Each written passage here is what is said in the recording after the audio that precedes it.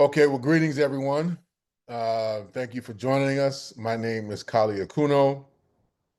It's a pleasure to have you with us and for folks to rejoin us for the series that we're doing with the Institute for Social Ecology, focus on race and the climate justice, race and ecology.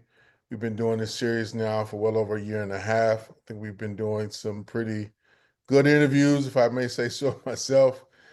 Folks could check them out on the ISC um, YouTube page if you want to go back and look at some of the chronicles of what we did, including our first conversation with our special guest today, Ibrahima Thiam from Senegal, with the Rosa Luxemburg Stiftung in its international office in Senegal, covering portions of the West African region. Today we're doing part two of a series that we're calling, Africa on the Move, really trying to stay abreast as best we can of a lot of sweeping changes that are taking place in West Africa that are not really making the news or headlines much in the United States. And I would argue from how I try to scour the news all over the world, not much throughout most of the world, with the exception perhaps of parts of Latin America and some parts of Asia. But for the most part, the Western media has been very quiet about what's going on, and with good reason, because part of what's going on in Senegal, in Cote d'Ivoire, in Mali, uh, um, and where am I missing? Chad, Yeah. but also Niger.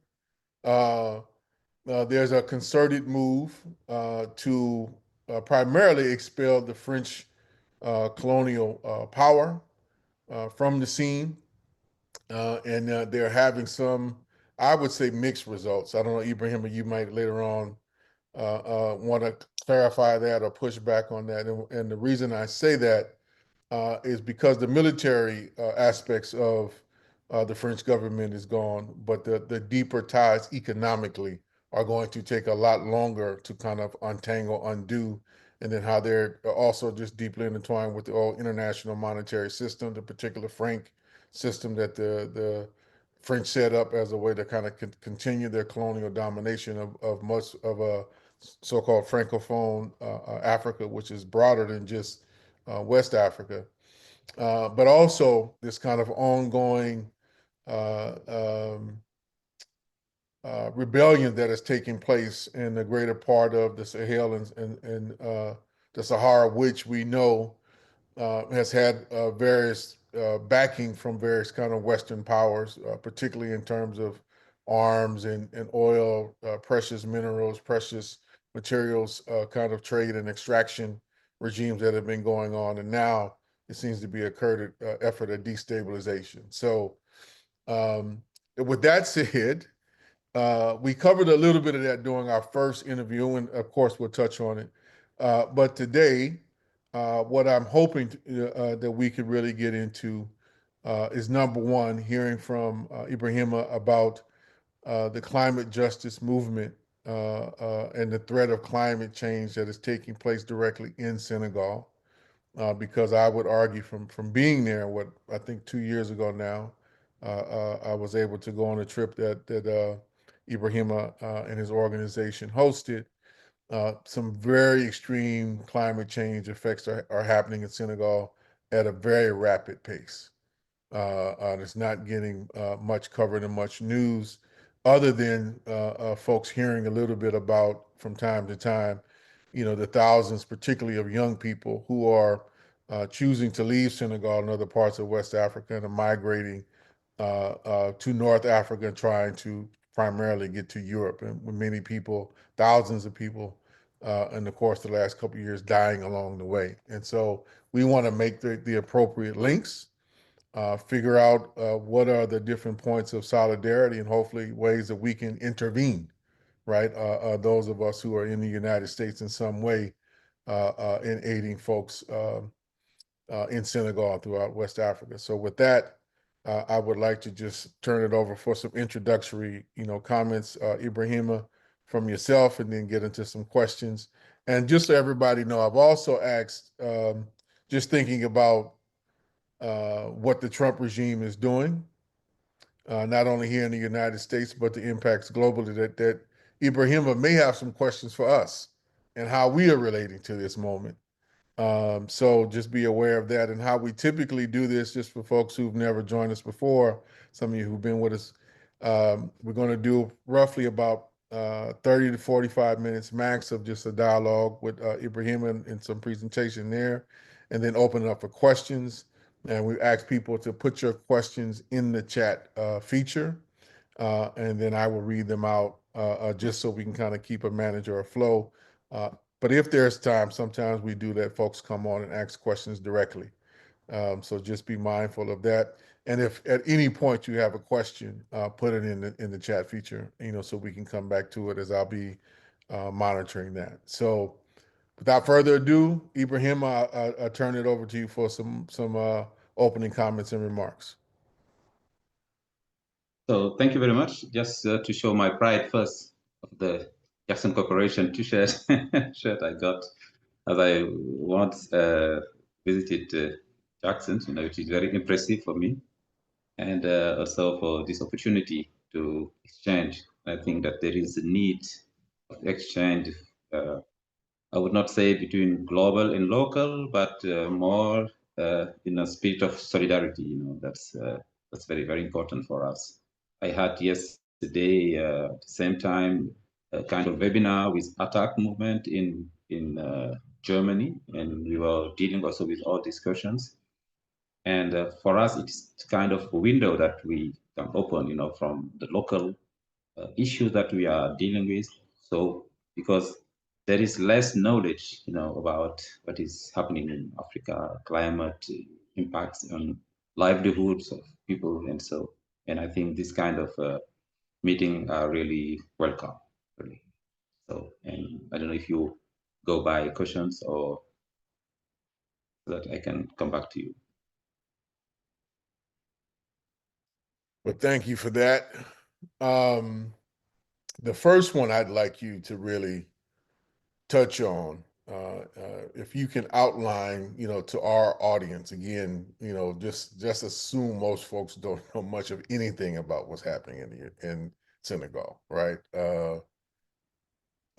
Can you break down to us just what is happening, to the ecology in Senegal, how it's changing, and what impacts that change is having, on the people, particularly the young people. And then, if you can, then touch on how is that changing the political landscape in Senegal, right? The last time we did touch on, you all had went through a pretty remarkable election last year.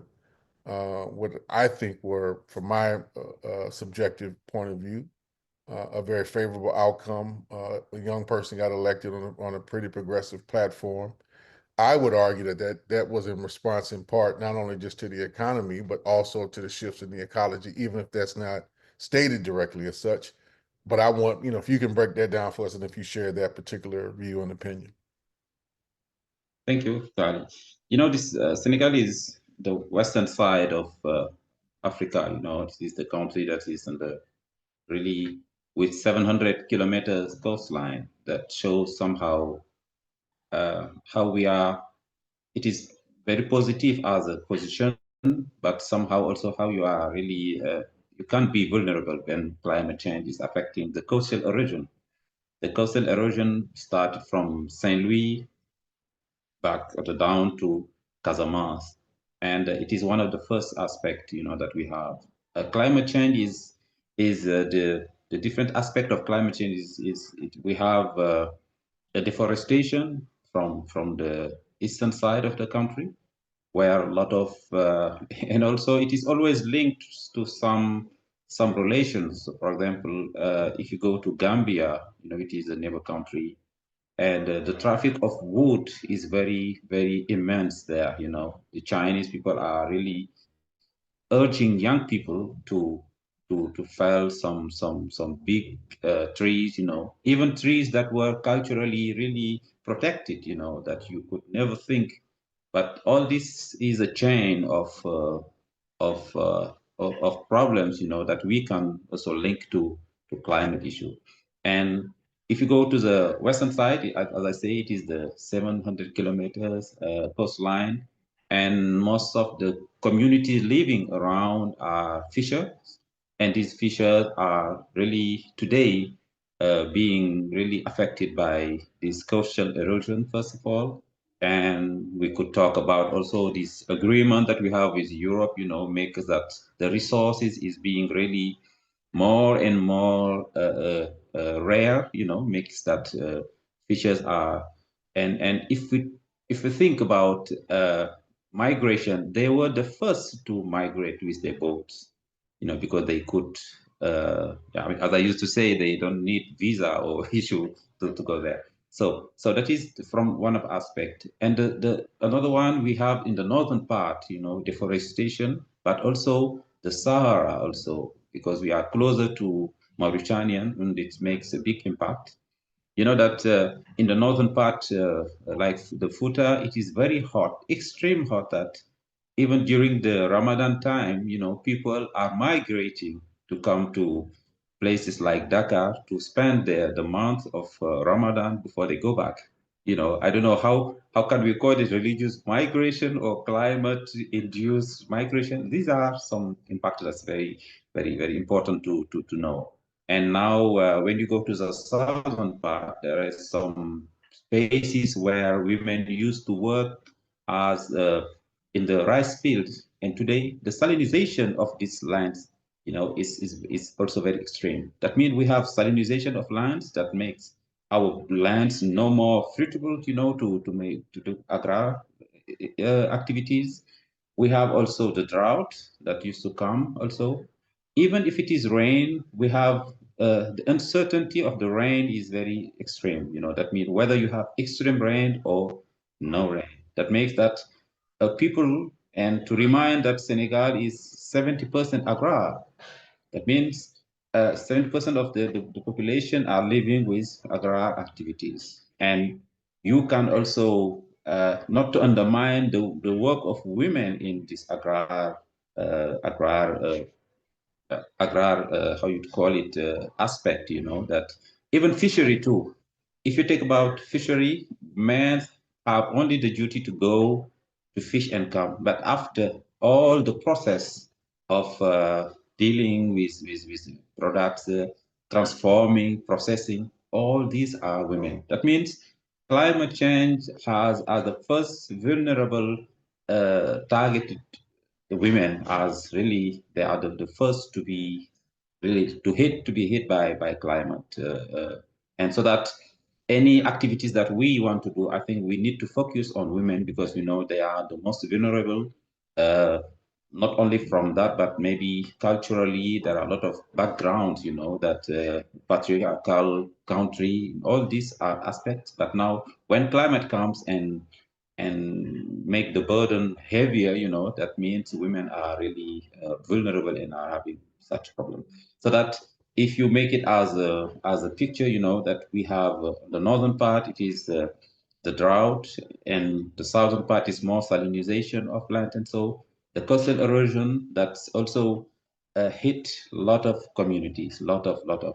I just come from Saint Louis 1 week ago, where we were having a project, to sustain some women, who used to work as a processor of being fish products, but now they have been displaced, and makes that their livelihood are threatened, and all this makes that, as I say, I will never be tired to insist that the vulnerability of women there, so makes that they are in very bad condition. So we were trying to give them a new breath, giving them opportunity to be trained in some new jobs, like sewing, like a hairdresser, like transforming also or processing agrar products. So as an alternative.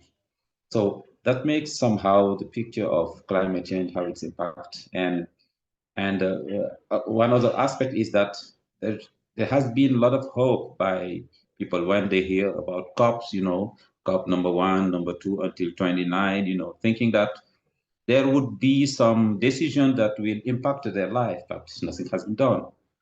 And today I can say that climate change is no more a subject to be that you can to know it. You need to get in contact with the scholars or you go to seminars, but everybody, every single Senegalese from outside can tell about it because they are all impacted.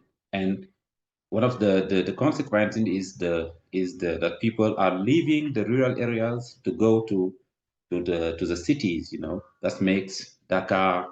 If you have been to Dakar, you have seen how crowded it is. We have 4 million people living in Dakar, which is extreme, and all these have been impacted by climate, and so uh, we are working on adaptation and resilience. But adapting means having a lot of means for that. People don't now. The only solution is to see how to be resilient to this situation, how to find alternative lives. Changing some habits. And just to resist. Otherwise there is no other choice. So this is somehow really it's a very very hard situation. Sometimes there is also floodings that we have experienced some years ago, and also I think it's you can bring it from years to years because there were some places where it was places for water, and through drought, 10 years, 20 years, 30 years, people came there and settled there, and with new inhabitation and so, and 30 years later, water comes back. There is some saying in Africa, we used to say that water will never let its way. That means where you have got water, even if it is 100 years later, the water will come back, And this is also, that means the climate has changed our urbanizations, way of thinking, our habits. And today, I was saying that I was coming back with my car, and I saw so many youngs because there is new project saying that Spain needs some young people for working. I'm sure it is for the fields, and I've seen hundreds of youngs, outside, queuing to get information and so. So you can't imagine how we are really deeply impacted by when we talk about climate change. For us it is not it's not a joke, it is reality that we live. So it is somehow some information I would get to if you want. I relate it now what is happening to our new government, because uh, yes, you said it before, it is just like a revolution that we had now, young generation want to change the things. But I know that any revolution needs means, any revolution is hard at the beginning, because today the youth is have no time to wait. They are really how you call it, they cannot wait. That is the patience in the youth is very low because they want to see the results of their sacrifices. But I'm sure it will take time for that. The new governments are trying from different level, because uh, they have they have developed one project called Senegal by the vision of Senegal by 2050, and in these ideas, what is important for them is to take the country and to see how are the potentials from the countries. If you see the northern part, which is agriculture, maybe you get to the other part also with trading, like economic poles, how we are calling like here. It's just how they want to reorganize the country, and the idea behind is to be autonomous. The autonomy is very important because we should not forget that they are claiming for for the independence. They are claiming for the sovereignty. Just to give some example, if one country, your money is being controlled by France, your trade is being controlled by France, and your politicians, need to be linked by France to be good politicians or to have the chance to succeed, and also, yes, that means neo-coloniality, we are still living it, and that is for the new generation pain, saying that what has changed. Our forefathers have fought for our independence, and we have the feeling that our hands are still tied, to by this European. This is the feeling we have, and feeling is spread out in West Africa, depending how the reaction are. But it is a deep feeling of West African people saying that we need to free our country, and now the way to do it is hard, but they are scrambling. They are looking for the ways. I've been to Mali recently, and it's very hard life now there. There is no electricity, no water. If you go to a hotel, you need to find out when you get bath because the water is not permanent.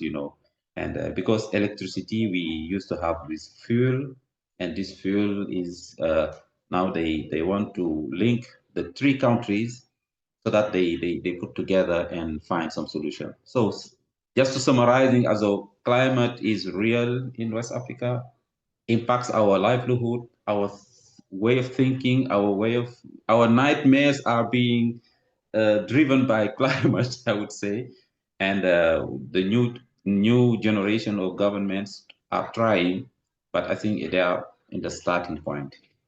Let us see what will happen. Couple of follow-up questions, starting with Mali. Is that the point you just raised about Mali? Is that because of is it because of rising prices, or kind of embargoes, from the French or from the U.S., or some combination of both, right? But why this stark, kind of resource collapse, if you know, Ibrahim? In Mali, you mean? No? Yeah. Well, I'm assuming Yes. it's not just in Mali, Okay. because is um, and if I can provide just a little subtext and for you to clarify, for folks who are not aware, um, the Sahelian kind of confederacy, which is Burkina Faso, Mali, and Niger. As of right now, it has been under some serious pressure and threat from ECOWAS, which is the Economic Alliance of West African states, largely kind of dominated by Nigeria, I would say. And but Nigeria has been getting a lot of pressure, from the West, about what to do about this alliance, particularly in the case around Niger and Mali, because of some of the precious minerals, particularly around France, and some of the uranium deposits that are there, that they desperately, because France is so dependent upon nuclear energy for its national energy source. And I know, at one point, was it last year, ECOWAS was threatening to Nigeria, and ECOWAS were threatening to invade Niger, and put sanctions on Niger, and all of these undertow were really being supported by the United States. And at some point, since all those countries are landlocked, they're in the interior of West Africa, and there's the forest region, the Sahel region, and then the Sahara, and they kind of all border in the Sahel and the Sahara.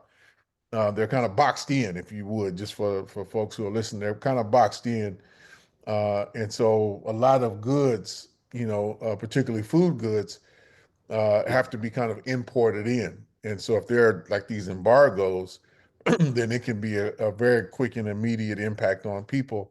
And where climate change really has an impact. As folks are having less and less ability to plant and feed themselves, then you become more and more dependent upon on imports. And so I'm wondering if this is kind of the deeper part of the question, like, is this a form of penalty against the people's movements to get them to capitulate to going back to Western control and domination? That's the undertow. Let me just get to it. So, want your thoughts on that? You're right. You're right. I think the biggest sin that we have done since the independence is that we have never tried our own way. I think the model of development. I'm just always coming back to this point. I remember when Nigerian colleague Azuma, he's called Sankara also as a nickname. He used to say that we have been how do you call it? Promise a kind of development, that and this model of development that all African countries are trying is just like a promise from the European countries. That means we cannot do it ourselves, but it's need to be linked with how Europe is involving in our affairs. That means, as I said, our trade, our economy, all this. Let's take the example of the natural resources that we have. I take the example of Nigeria. Nigeria, since the 70s or 60s or the 50s, even discovering of oil and gas, been uh, have never tried its own way. It's just they developed a laziness of economic laziness, I would say. Just from imports. Imagine that Nigeria is importing more than all of the rest of Africa. Even food, because agriculture is gone, and all this. It is I think it's the way to see what is development that's link us to this situation, and from the other countries too. And when you take the example of Mali, and I think, okay, unfortunately, these three countries who are leading a new struggle, are economically very, very down. They are not. Niger has natural resources, I remember, but has been milked by France for more than 40, 50 years, with the uranium. If you go to Arlit to see how it looks like. If you go to Mali, it is gold miners, but always you can see some Canadian, maybe US, I don't know, but Canadian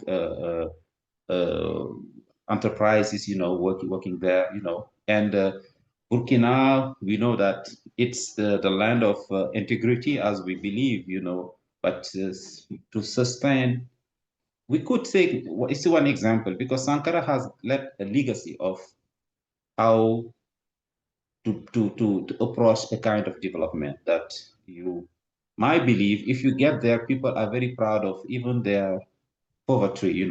They may have not a lot, but it doesn't change how they behave. And and I think this is why I want to bring it to this kind of model of development that we have been promised. Say, if you that there used to be some very famous phrases, like our former president Senghor used to say.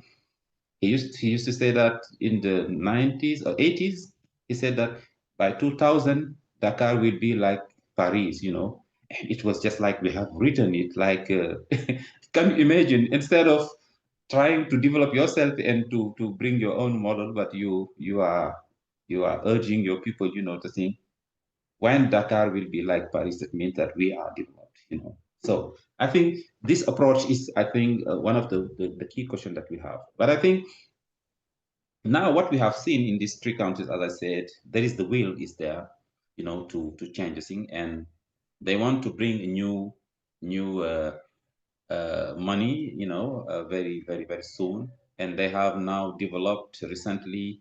They are now officially out of the ECOWAS. That is clear now. It was not bargaining, and so it's clear what will be the next of that. But we have the feeling, and I think they uh, they are feeling lonely in this way. I think there is not a lot of support from not only West African countries, but other African countries.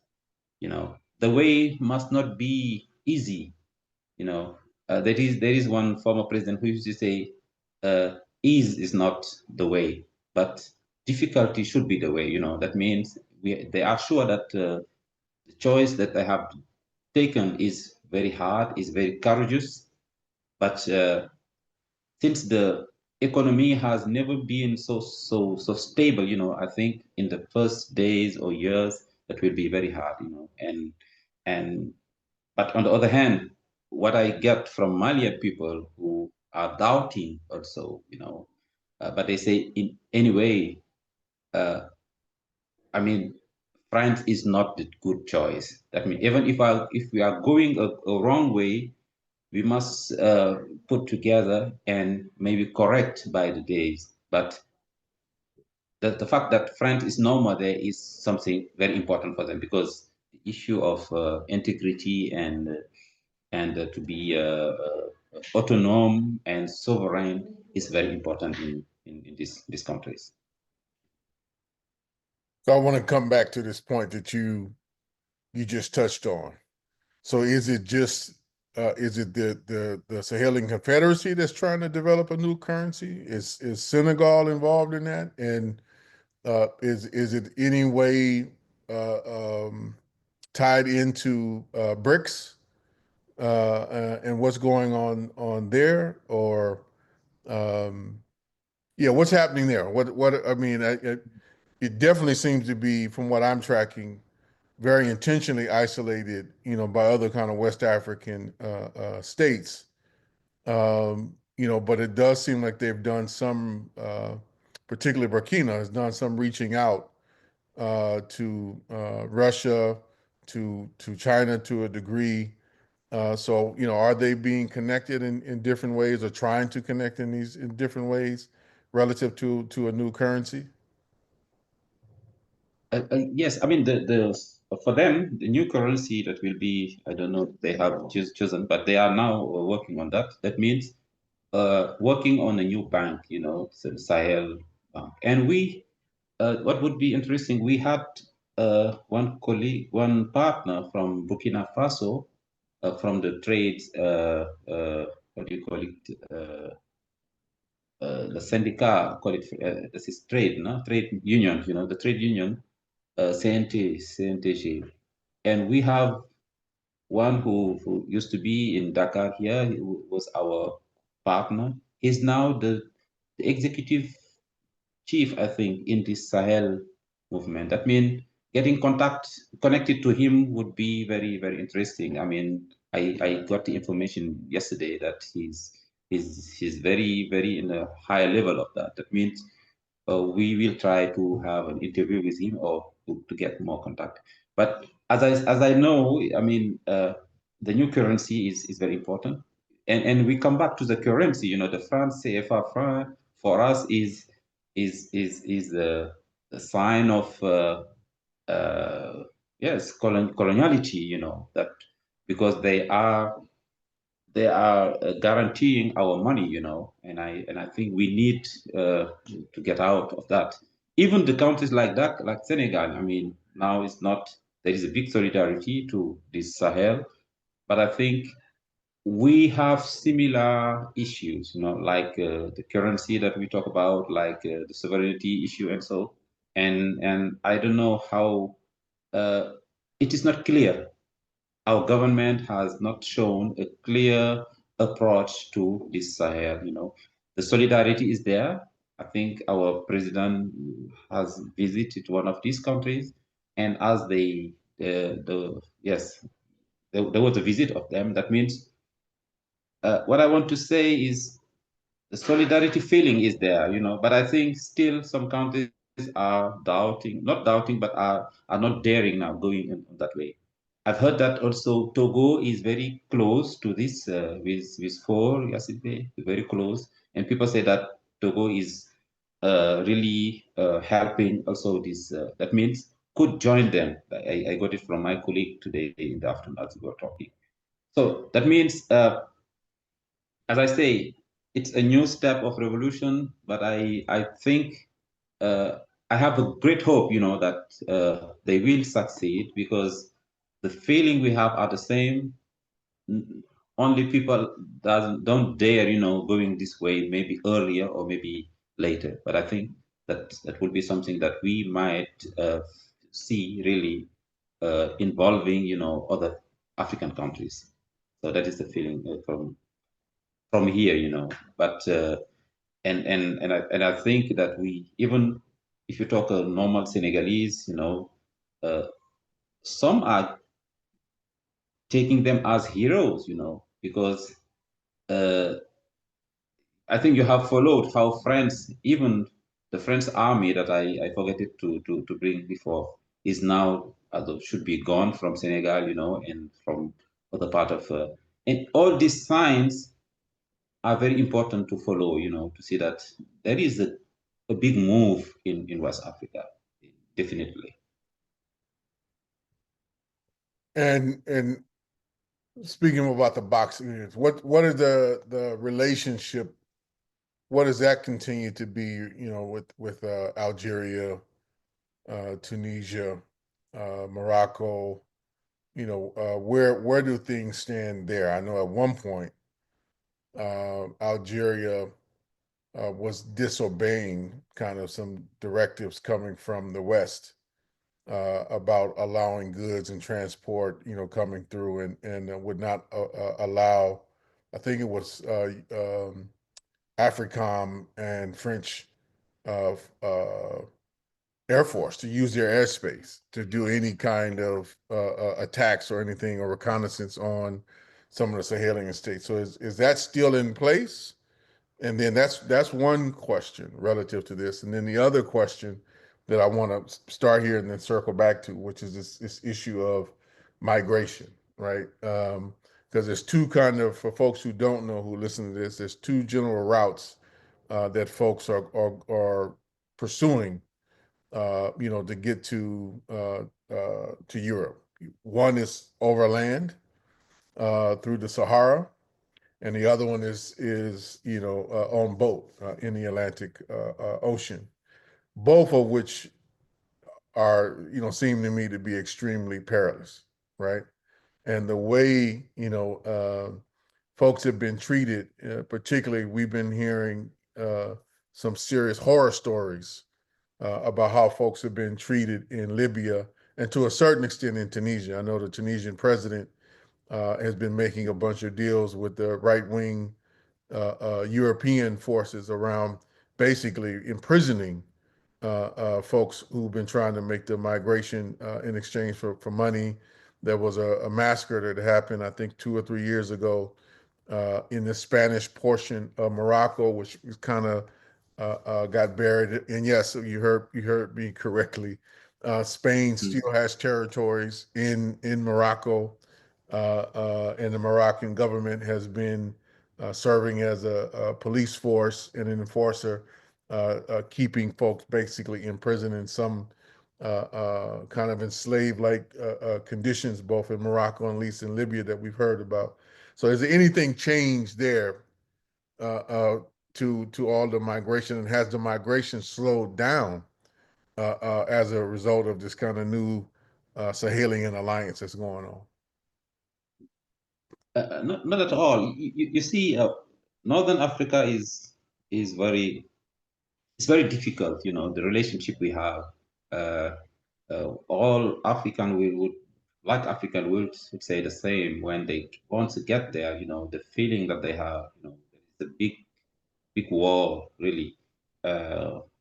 Racism, extreme racism. Even so, what is interesting that sometimes most of them we share the same. But it's some Muslim countries, but it doesn't play a role, whether you are Muslim or not.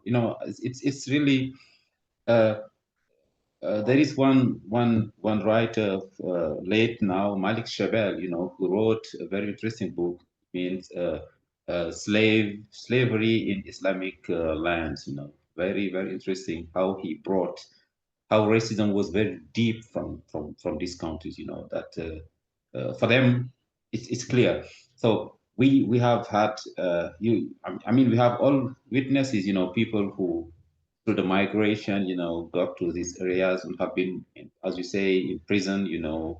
Some have been sent to the to the desert, like that, to starve, to die.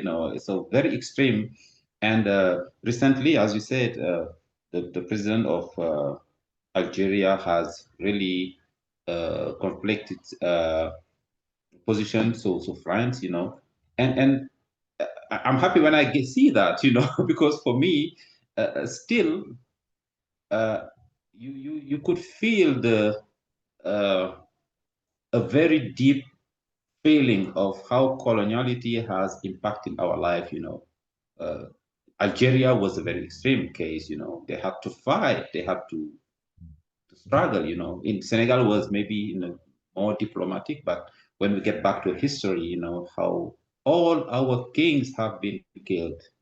I can give you a list of 10 or 20, our heroes, and these are some yes, some cicatrice, that doesn't go like that.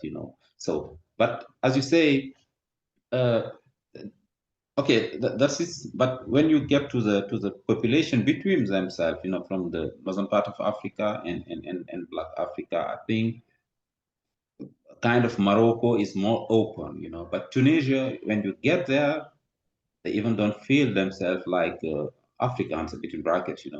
That's the level of emancipation is so high, that they feel more Europeans, and all this. So it's really a very big problem that we have in that.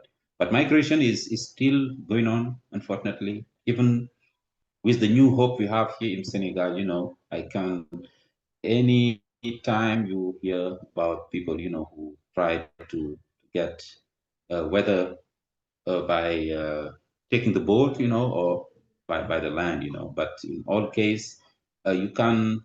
I think it is a phenomenon, I'm not seeing it as very simple, because it's deep from families, the family structures, as you can see here, or I can go deeper, maybe the polygamy family where two mothers, with one husband, and the kids, all the conflicts, that my child need to succeed, not from the others. All these points are playing a role. And women also, mothers are selling sometimes their goods to give their kids to go on migration through the boat, you know.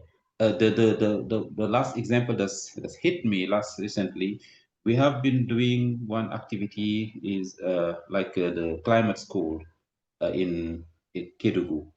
And before that, there was another activity, and we were looking for people. We got one woman wanted to join us, and later we got information that she could not because her brother died, from this by this way. And we wanted to invite her, and we have heard that she's also gone.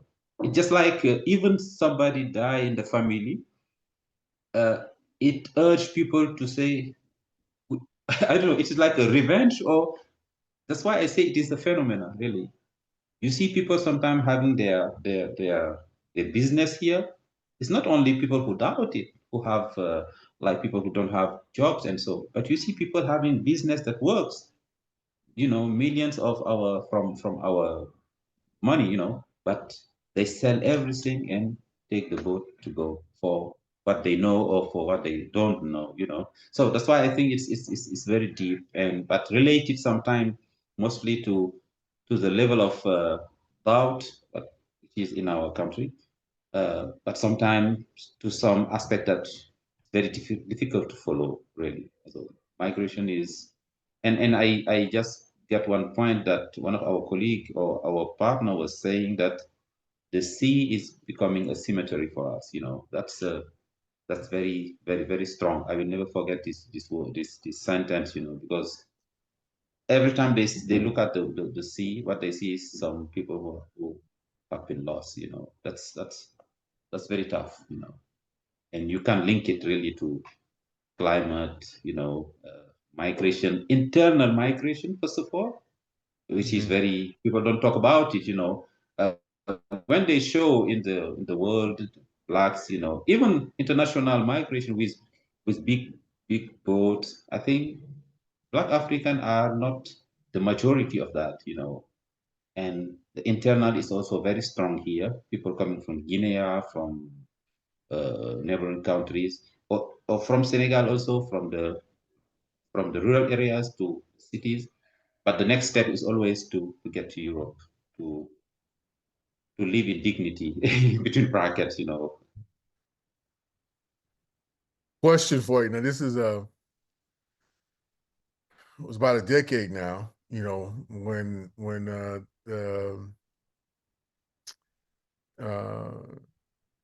there was a bunch of international coverage, perhaps I think the most international coverage that I think we received in the United States, when during the beginning of the early years, let me say, the civil war, in Syria, and the mass migration that was going through Turkey and going through Europe, which was corresponding with the great wave that was coming from, West Africa, right? And folks kind of converging on Europe. Merkel, initially, Angela Merkel, who was the chancellor of Germany at the time, initially kind of had somewhat open door policy, and then got some reaction, and then it kind of closed it. Set a deal with Erdogan, who's still in power in Turkey, around beginning to imprison many of the Syrians in particular, in exchange for European financial kind of extortion, I would call it, not support, but he extorted them for a bunch of money that they willingly paid to keep, Europe free of Muslim and brown folks coming, black and brown folks coming in.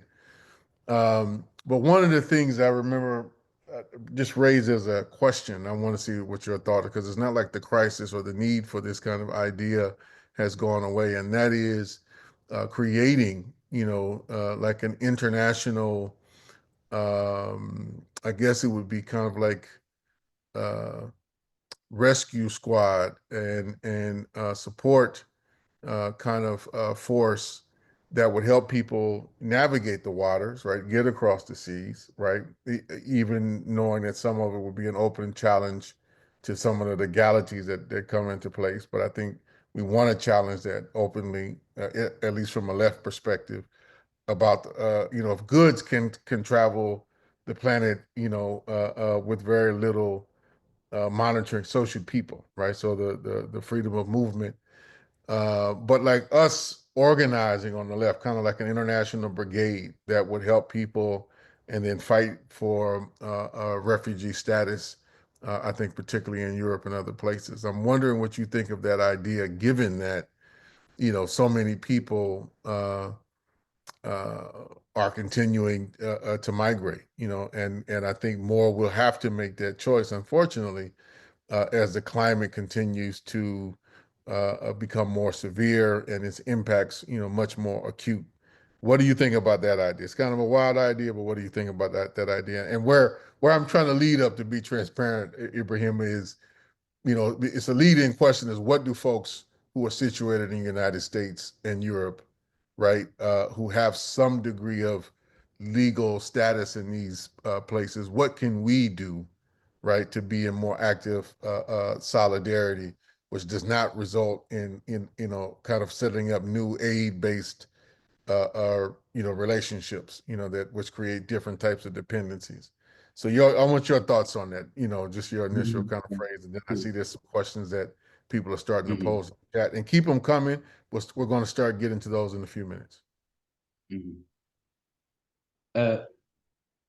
see, I remember once I was in Yaraf, this is near Barni, and talking to a group, because we have created a migration coffee, it was called. It was a project talking with people who have migrated and who did not succeed, who have been sent back. And there was one young boy, we were talking, and he was explaining his need to move, and he said he has been once, on that way, and it did not work, and he came back. They sent him back home, and he said he's ready try again. And I was trying to understand what is happening in his mind, because for me, what I told him, I said, "You look, I see somebody who want to succeed. I see somebody who like challenges, because if you have challenged your life once and you are ready to do it again, that means you are ready for that." But I told him that, but the same dynamic you have, the same strength that you have given for that, if you give to your country here, to this place, I'm sure you'll succeed. And this is the point, that is where, just to talk about financially, sometimes they give $1,000, for to get on the ship. $1,000 is some, and 10 people who together, you have $10,000. $10,000 if you want to invest in agriculture, that I have done myself, having a plot, with solar panels, digging a hole, and the water will be with the machine, that solar that you have. Our solar energy, I mean, the sun is really shining here very well. That means you have 80% of electricity, how to call it, independence, that for that. That means the means are here. Why 10 people cannot meet together and bring some new idea for that? Or sometimes I just look in the webs to see, if I have just $1,000, what can I do? And you can have some ideas, that buying something and sell it back, there is this opportunity. But I think the other point is that we, people who have been to Europe, to US, and so are also impacting the life of others, because once you get there, you want to show, you want to boast and show that you have been. I remember the first one who from neighborhood have been to US. As they come back, they were wearing so differently, walking differently, showing that this is US, American, and and this build, this picture is really still strong. I think there is, people don't want to say that this is the El Dorado issue, but I think there is an image of Europe, image of US, that's what you get, and because they believe that, at least, and what I think, if I let all the economic aspect, I think the freedom of, you have the opportunity to become somebody if you want. I think this is something that we don't have here. So if I summarize even myself as somebody who have been to Europe before, as I was here, a very shy boy, just going to school and coming back, it just was, my mind has been blocked in a very small bottle. Once I got to Europe, I discovered myself, that I can do poetry, I can play djembes, and I just like to blossom, like a flower to blossom yourself. And this opportunity, I think that is what is failing here. I say that because I'm still asking myself why people are going. For some it is economic reasons, but for others it is space of liberty, space of, I don't say that it's worked at all, but at least you have the opportunity to uh, to be yourself like you want. I think it is one point that is very very very important. But as you say, what can be? I think there should be more communication. People need to know what is the reality behind. We see it. We know Europe may be something, but US, we have seen some pictures here that, we used to say here that US is where you can see a skyscraper here, and 2 meters later you see people really starving. That is and I think all these pictures are here around. But I think, uh, yes, for solidarity, I think people need to know the truth. People need to have some witnesses. People explaining their cases, and so. But the freedom to move should be, anyone who wants to discover, because when you get somewhere, when you come back, you will be another one. you have an added value to bring to your community, and I think that is what need to be gained, what is to be how to get. If really you want to help, that is to give this opportunity to people to be themselves and to be. I think it's kind of reconciliation with itself, because there is a struggle between ourselves. Mhm. Maybe to short it, I have written as I was in Germany a letter, call it letter to poverty. It was just an idea. I say, dear poverty, I'm writing a letter to you, showing you, telling you what you have done to me in my life. That means all the segregation I've seen in my life. Because you are a poor man, it is one point. If you get today, if I take my if I got a passport from Qatar, I would not need maybe a visa to go to US or to. It's because Qatar is a rich country. But if they look, it is Mali or Senegal or I don't know, Burkina Faso. We all know that is racism can be economically also linked, and I think this is behind all these realities are behind our head, our minds, from to say that moving give us opportunity to be somebody else. Very common dynamic here, and a long kind of history of that I think we need to do. Maybe some exchanging and telling stories. It might be a good way of making some deeper kind of connections. Particularly I think some of our older folks in the United States who left from the South, heading to quote unquote we would call the North or the West. And you hear a lot of those, freeing from oppression, freeing from economic, exploitation and underdevelopment as folks understood it. And but also, wanting to get to some place where, they, like you said, they could be more free and they could, be themselves and express themselves. And I think this is our cases where two things, can be true at the same time.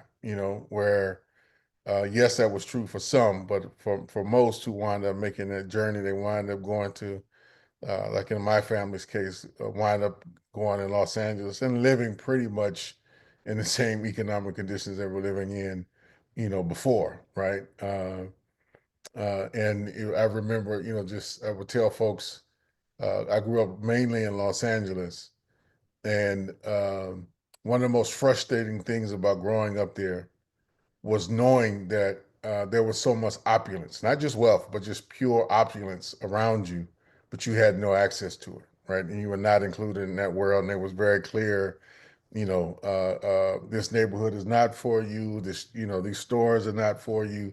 So you can look out the window or you can drive by in your car, but if you get out, you might wind up arrested or dead, for even going, attempting to go into the store. So it created a lot of other kind of dynamics, um, that I think our culture is still dealing with. So some exchange there we should think about on the cultural front, because I think those are different ways that we relate, and being able to kind of share our stories and experience from an intergenerational perspective, I think is very powerful. But that being said, there are a couple of questions, Ibrahima, but before we get there, are there any questions for us? And this Trump madness this MAGA madness that we're trying to deal with. Yes, I mean we are all opening our eyes, as the thing. Look at, open your eyes and look within. That's we we are all the changes that are now coming. It's just like scrambling.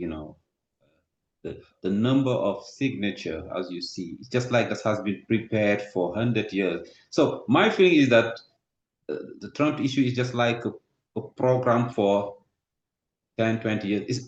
It cannot be from one day to another that they prepare all this signature or preparation of changes in this.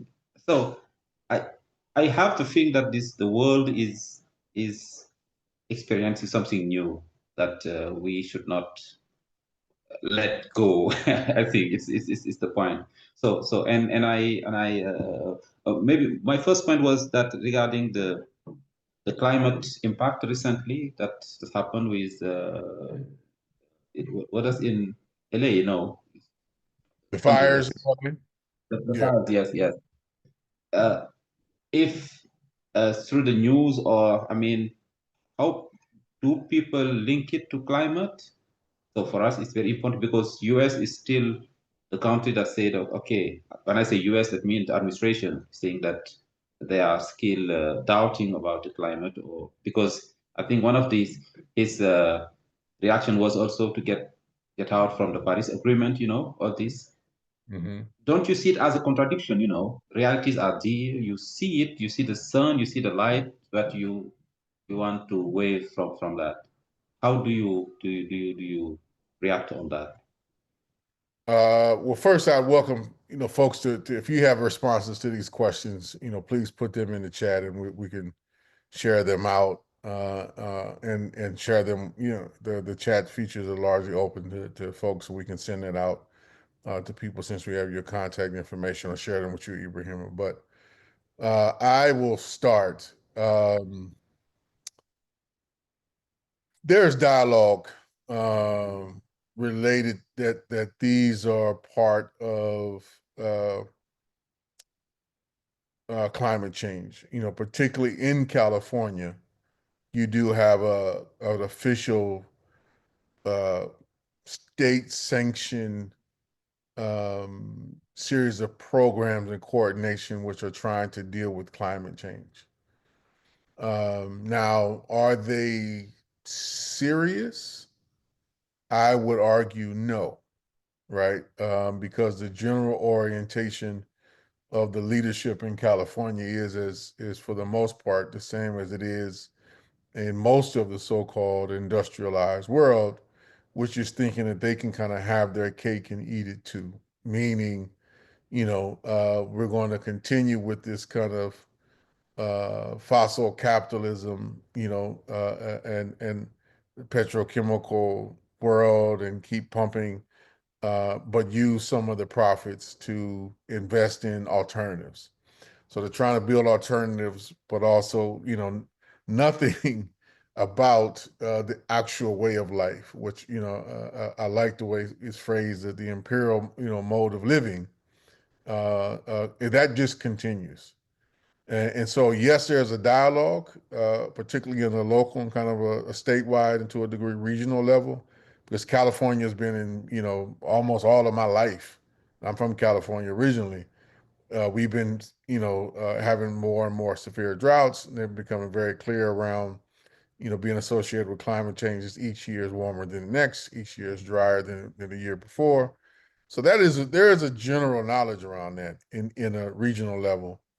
On a national level, um, it's a much more mixed dialogue. And right now, with Trump being in office and the forces he allied, it's not like they necessarily are the climate deniers are winning the narrative war or winning. I don't want to give you or anybody that picture.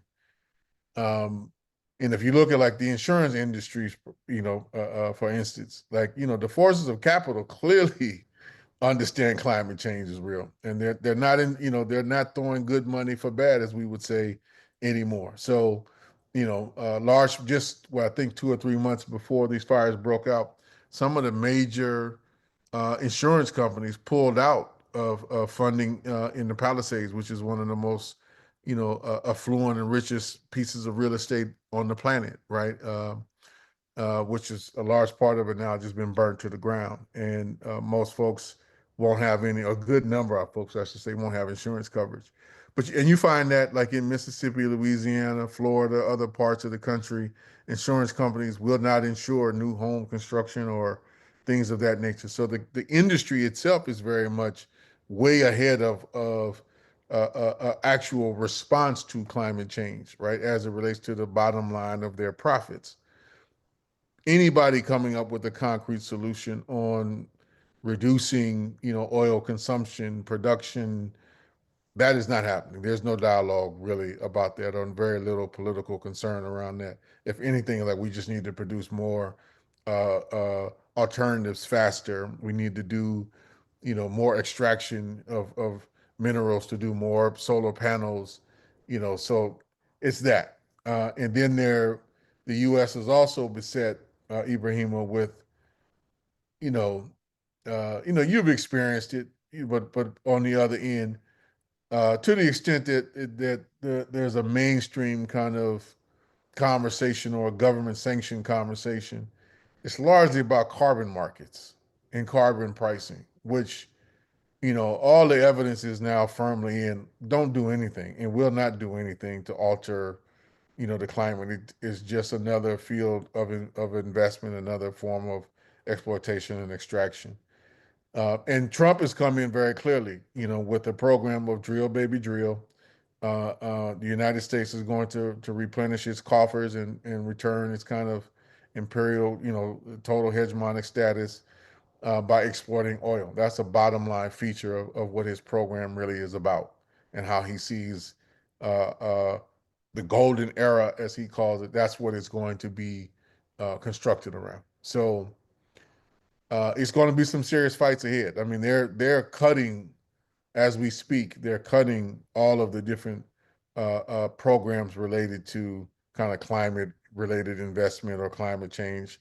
So at the very least, there's a 2-year period where this will go on. There may be, assuming that there will be elections in 2 years. I'm not assuming that there would be, to be honest with you, but assuming that there are, there could be a swing back, to the Democrats and maybe some more independent forces if we can get our act together. That might do something relative to something akin to a Green New Deal. But yeah, we got a long way to go before we get there to something like that. I'm sad to say, but that is, I think, a cold reality. So there's a couple Maybe of questions that came in. If you got any other questions, we can take them. But there no, are it's some. okay. It's okay. Okay. Yes. So as you can see in the chat, Barry asks, are there positive roles that you see for the religious institutions in Senegal and West Africa to offer alternatives to government and foreign aid for more sustainable community development at the local level? So the religious community, brotherhood. Yeah. Oh, yes. So I would be happy to hear that because I did my PhD on the impact of religion in politics and economics in Senegal, the case of brotherhood. Uh, but I'm very critical to that because I'm saying that in Senegal, the community or the folks, as you're saying, is has been hijacked by two powers, religious powers and politicians. That means in the 60s, before the 60s, I mean, the history of the religious community, the founder of this movement was freeing the community from the imperial aggression from France, but at the same time from the because we had some kings and there was a lot of inegalities, in the inequalities in the society. That means that was the key role of this brotherhood that we have. Really, Islam is being divided in four groups there. That means brotherhoods, and that was the key role. But today has turned because politics has really uh, colored the relationship between this power because it has become power, and two, that means the temporal and the religious, that is the spiritual, that is the issue that we have here, and what I don't see, and it was the revolution I saw because my thesis was that religious impact of politics was more there was lack of reality there. There was more business, more clientelism. And for the first time, for this last election politician that religion has played no role, really. All this brotherhood uh, have failed, between brackets, to have impact of how people are voting. Because before they used to give some order saying, please vote for this one if you belong to my community. And it was a starting point. I see it as a revolution, really, that the first time in our history that religion played no role in the voting of people, because we were over 60%, 65%, from the who have won the election. So that means this role has been, they played with this role through the time, through clientelism, because politicians used to bring a lot of money to these guys, and they are living in the best situation that you can ever think, letting the community, the people, really down. So that is very extreme, as I say, but it is somehow how I feel it, because I was very close, interested in how this religion. But otherwise, Islam is a religion that people are freely doing without any pressure, But as I say, the relationship between politics and religion has failed, because in the beginning the role was more to free this community, these people, but today they hijack these people, getting their money and, a lot of issues. I don't know if I got this point, I bring. There's another, thank you for that, Ibrahima. There's another question. Try to get through as many of these as we can, trying to hold it so you can get to your family. I know it's kind of getting kind of late there. So the second question came in from Jay Carlo. Is it possible that actions in bad conscience by Trump, such as pausing foreign aid, could have unintended consequences by by example, weakening the system of control and dependency that aid represents? More generally, can we anticipate his president precipitating a weakening of American power abroad? Something we might all be for. So that's a question that he posed. Your take on that? Can you summarize it, the question? Not yet. What are there, I guess, to summarize, the things that Trump has taken by shutting the foreign aid off, right? Okay. Is that threat? Could it perhaps be an opportunity, right? Folks, if those resources stop coming in, folks are going to have to create a more independent way. I think is basically kind of what Jake getting at. Is there an opportunity there, in your opinion? Yes, and I think there is a lot of voices for that. Uh, this dependence, that is our problem, And I'm citing Sheikh Anta Diop, who was a great scholar, who used to say it was just like the relationship between the slave and the slave owner, And that means one day the slave owner wake up and say to the slave, please, you're free, you can go. But he was not prepared, He went, get his way until the roof or the door, and think again and came back. It is just the feeling that we African countries, just like an image, that it's just like that we have never wanted to feed ourselves. So our politicians, I would say, and I think because we all our economy based on help, foreign aid, and so, and Africa is the most rich country in the world. That means imagine people starving and sitting in gold and diamond and so this contradiction, that is but to do it, we need to be conscious of that, because that recently Congo is now so it's really damaged to see what is happening in Congo now, no? I mean, and it is a resource issue. That means I think, for me, even if Europe say one day no more help for Africa, I would say thanks a lot, because we need to start with something. We need to be courageous. We need to start with what we have, and we know that that they need us, maybe more than we do, but we must be conscious of that. And I think just a point is when we go to the COP and bargain like beggars there, it is what the feeling I have for African countries. Whereas we have all the resources, in the world that we have something to put on the table. We need to be conscious of that. I think it is the starting point for maybe this IS, but it needs time for that. Now, there's a comment and a question that came in from Lee.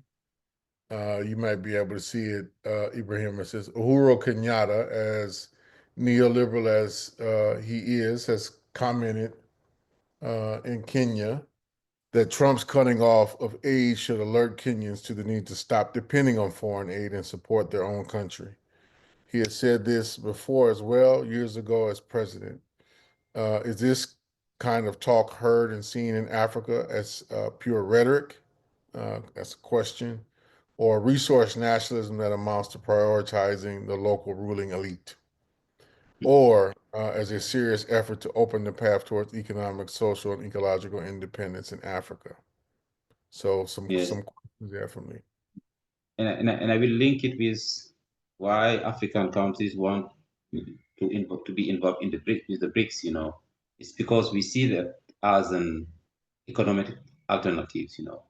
Because as I take the example of Niger, for more than 50 years, Niger has been dependent from France, and we know the way around is that the electricity of France, 80% of that is being done by the uranium of Niger. That you see the link. That means I I'm bound to I'm the relationship is symmetric, not asymmetric, because they need us more than we do, but they have made us believe that we cannot go without, we cannot develop anything, and it is a conscious in our consciousness that has been, and I think maybe it is what we call, uh, uh, it is the one of the sign of colonialism, you are not able to do anything. It's this kind of belief. I mean, on another way, and I think that this is opportunity for me. For me, it is an opportunity for African country to say, okay, so if you don't like me, I must like myself. If you don't need me, I must be stand for myself too. And I think it's, but there is this feeling is really broad, I think, but we need politics that really follow it. But on the other hand, there is also a fear because it is a new wave, that people think, so can we do it or not? We are doubting if it is possible or not. But I think this is what I told you in the beginning, that I have the feeling that there is a new order, world order, and Africa need to be uh, that doesn't need to sleep from this situation. We need to be to wake up, saying that that is the opportunity to do something to make from our own way also the things differently.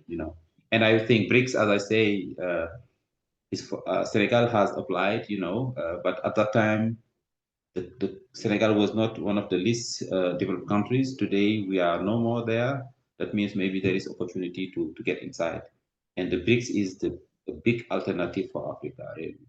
It is the new tendency that African countries want to join. All right, let's see if we can get in one. And just I saw a question, and I'm just letting folks know. The next one is from Laura. So I just put some pieces, quick things that you can find. There's much more. But Laura asks, it sounded at one point like you were implying that the multinational imperialist ruling class is actually deliberately allowing climate change to intensify in order to make people more dependent on centrally controlled food supplies. Can you elaborate on that a bit? Are you aware of any kind of existing policies that overtly or covertly articulate such a strategy?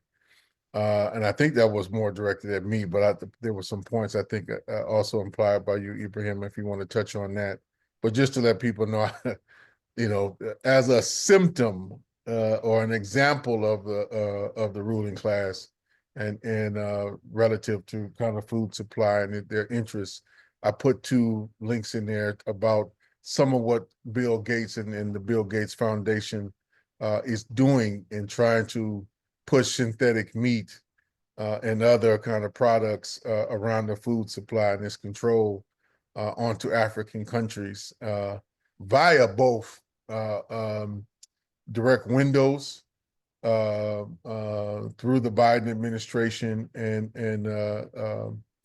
some of the programs being pushed by USDA at an international level. And how I know this is there's some comrades who are working directly in these fields that I know of in Kenya and South Sudan who are just sharing some of the egregious things that are coming down the pipeline, push by not only his foundation, but the agencies. So yeah, we don't need to touch on conspiracy when there's open policy and pieces that they are pushing, promoting, and trying to ram down our throats that are very very public in many cases for us to read if we know where to look and if we're in dialogue and exchange with each other about what's going on. So that's a little bit of sharing. But Ibrahim, I don't know if anything you want to add on to that.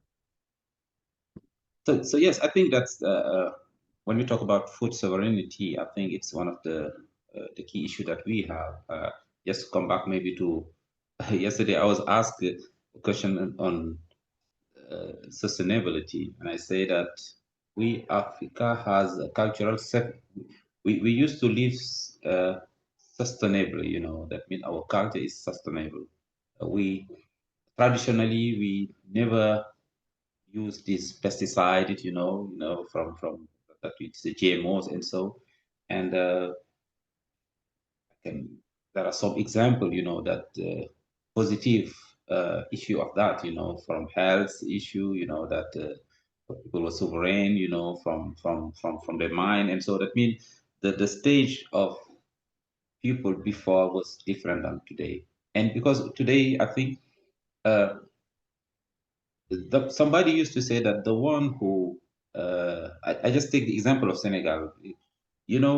Our breakfast, 80% of what is composing our breakfast comes from abroad, and this is a problem. When beside the water, the sugar comes from France. If you take chocolate, it's not from Senegal. If you take cheese, it's not from Senegal. The bread, the the element from the bread from Russia or from Ukraine, the milk is not from Senegal. So, and who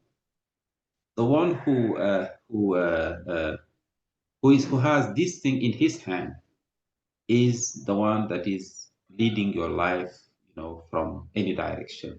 That means, as far as you are not sovereign from your food sovereignty, you don't have it, you're not free, because we all know that what does it bring. I think it's in this dynamic that that was the first mistake that I think some our governments have not trying to get to satisfy your local demand by yourself. First of all, we are all dependent from and also the foreign aid. Maybe one point is that uh, there is one African saying that the one who give you glass, will show you where to see, where to look at, and that is the problem. That means sovereignty goes with, first of all, food sovereignty, I think, in our countries, and from there you can have political, because I think there is a big saying that when the belly is hungry, have no a hungry belly has no ear, or something like that. You cannot hear, you cannot. I think this is some point that we need to fix. I mean, from our policy, but there is big discrepancy, from the issue that we have in Africa is that even the people who are having the slogans are not living the reality.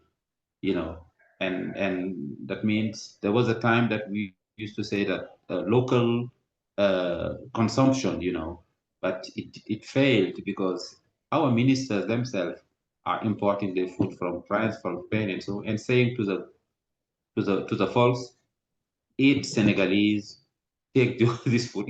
This kind of problem that we have. But I think if I got, because the question was very very very fast, but I think food sovereignty was one issue of that we need to fix from our